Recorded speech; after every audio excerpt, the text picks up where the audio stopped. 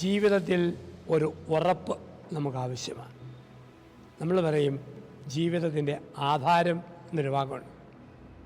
അത് ക്രിസ്തീയ ധ്യാനഗുരുക്കന്മാർ ഉപയോഗിച്ച് കേൾക്കുന്ന ഒരു വാക്കാണ് ആധാരം. ആധാരം എന്ന വാക്കിൻ്റെ അർത്ഥം ഉറപ്പ്. സ്ഥലത്തിന് ആധാരം എഴുതി കിട്ടിയാലേ ഉറപ്പുള്ളൂ. കെട്ടിടം പണിതെടുത്ത് ആധാരം എഴുതി കിട്ടിയാലേ ഉറപ്പുള്ളൂ. ഒരു ഭർത്താവിൻ്റെ ഏറ്റവും വലിയ ഉറപ്പ് ഭാര്യയാണ്. ഭാര്യയുടെ ഏറ്റവും വലിയ ഉറപ്പ് ഭർത്താവാണ്. മക്കളുടെ ഏറ്റവും വലിയ ഉറപ്പ് പേരൻസാണ്. മാതാപിതാക്കളുടെ ഉറപ്പാണ് മക്കൾ. ഈ ആധാരം ആയ രീതിയിൽ പെരുമാറാൻ ഭർത്താവും പഠിക്കണം, ഭാര്യയും പഠിക്കണം. എങ്ങനെയായി ഉറപ്പാവുക? ഭാര്യയ്ക്ക് ഒരു പനി വന്നു, ക്ഷീണം വന്നു, അവൾ കിടക്കുക. ഭർത്താവ് അവധിയെടുത്ത് 2-3 ദിവസം അവൾക്കൊപ്പം ഇരിക്കുമ്പോൾ അവൻ ഇൻഡയറക്റ്റായിട്ട് പറയുന്നത് നിൻ്റെ ജീവിതത്തിന് ആധാരമാണ് ഞാൻ, ഉറപ്പാണ് ഞാൻ. ഭർത്താവിന് ഒരു ക്ഷീണം വന്ന് രോഗം വന്നു, ആ സമയത്ത് ഭാര്യ അവധിയെടുത്ത് കൂടെ ഇരുന്നാൽ അവളും പറയുന്ന വാക്ക് ഞാൻ ഇദ്ദേഹത്തിൻ്റെ ഉറപ്പാണ്. ചിലപ്പം ഭാര്യ ചോദിക്കും, ഇത്രയും ഒരു ചെറിയ പനി വന്നപ്പോൾ എന്തിനാണ് ഇദ്ദേഹത്തിൻ്റെ വലിയ അവധികൾ മാറ്റുന്നത്, ഇത്രയും കൊച്ചു കാര്യത്തിന്? ഭർത്താവ് പറയണം, എടി ഇതാണോ കൊച്ചു കാര്യം? നിൻ്റെ തലവേദന പോലും എനിക്ക് വലിയ കാര്യമാണ്. അവൾ പറയണം, ചേട്ടൻ്റെ ഒരു ചെറിയ പനി പോലും എനിക്ക് വലിയ കാര്യമാണ്. ആ കാര്യമാണെന്ന് കരുതി പരിഗണിച്ച് ശ്രദ്ധിക്കുമ്പോൾ പരസ്പരം കൊടുക്കുന്ന ഒരു ബോധ്യമാണ് ഉറപ്പ്, ജീവിതത്തിൻ്റെ ഉറപ്പ്. ഭർത്താവിൻ്റെ ഉറപ്പ് ഭാര്യ, ഭാര്യയുടെ ഉറപ്പ് ഭർത്താവ്.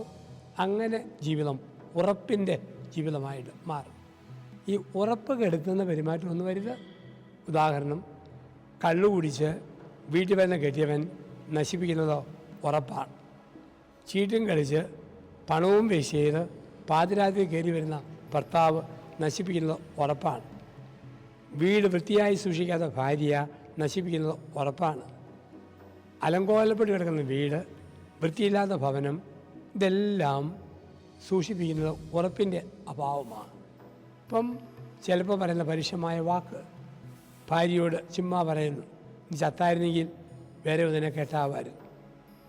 ഭാര്യ ഭർത്താവിനോട് താൻ പോകുന്ന വഴിക്ക് വണ്ടി ഇടിച്ച് കാലൊടിഞ്ഞ് കിടക്കത്തേ ഉള്ളൂ. അപ്പം ഇങ്ങനെയുള്ള വാക്കുകൾ ഉറപ്പിനെ നഷ്ടപ്പെടുത്തും, ആധാരം എന്നുള്ള ബോധ്യത്തെ നഷ്ടപ്പെടുത്തും. പെരുക്കി പെരുക്കി വാക്കുകൾ ഉപയോഗിക്കണം. ബൈബിളിൽ പറയുന്നുണ്ട്, അനാവശ്യമായി നീ പറയുന്ന ഓരോ വാക്കിനും വിധിയുടെ ദിവസത്തിൽ കണക്ക് കൊടുക്കേണ്ടി വരും. നിൻ്റെ വാക്കുകൾ അതെ അതെ എന്നും അല്ല അല്ല എന്നും ആയിരിക്കണം. ഭാര്യയെ മുറിപ്പെടുത്തുന്ന വാക്കിൽ നിന്നും ഭർത്താവ് പിന്മാറണം. ഭർത്താവിനെ മുറിപ്പെടുത്തുന്ന വാക്കിൽ നിന്നും ഭാര്യ പിന്മാറണം. അപ്പം ജീവിതത്തിൽ ഒരു ഉറപ്പ് അങ്ങോട്ടും ഇങ്ങോട്ടും കൊടുക്കുക. ഈ ഉറപ്പ് മക്കൾ കണ്ടുപിടിക്കും. ഓരോർക്കും വിവാഹം നല്ലതാണ്, അത് വിശിഷ്ടമാണ്, ഞങ്ങൾക്കും ജീവിക്കാൻ കൊള്ളാവുന്നതാണ്. ഈ ഉറപ്പ് ദമ്പതികൾ കൊടുത്തില്ലെങ്കിൽ മക്കൾ പറയും, എന്തിനാ കല്യാണം കഴിക്കുന്നത്? കല്യാണം കഴിച്ചാലും അത് അലങ്കോലമല്ലേ? ആ രീതി പറയുവാൻ ഇടയാകാതിരിക്കട്ടെ. വീടിൻ്റെ വൃത്തി, വസ്ത്രത്തിൻ്റെ വൃത്തി, ദേഹത്തിൻ്റെ വൃത്തി, ചിന്തകളുടെ വൃത്തിശുദ്ധി, ഇതെല്ലാം വരുമ്പോൾ ഉറപ്പുള്ള ജീവിതമായിട്ട് മാറും. അങ്ങനെ മാറ്റാൻ ദമ്പതികൾ പരിശ്രമിക്കുക, പ്രവർത്തിക്കുക, പ്രാർത്ഥിക്കുക. അപ്പം ജീവിതത്തിൻ്റെ ആധാരമായി ഉറപ്പായി തമ്മിൽ മാറട്ടെ. അങ്ങനെയുള്ള ഒരാളെ ഒരിക്കലും പിരിയാൻ ഭാര്യയ്ക്ക് പറ്റില്ല, ഒരിക്കലും പിരിയാൻ പറ്റില്ല. എവിടെ പോയാലും പെട്ടെന്ന് ഭാര്യയ്ക്കൊപ്പമാകാൻ ഭർത്താവ് ആഗ്രഹിക്കും, ഭർത്താവിനൊപ്പമാകാൻ ഭാര്യയും ആഗ്രഹിക്കും. അതാണ് ജീവിതത്തിൻ്റെ ആധാരം. നന്ദി, നമസ്കാരം.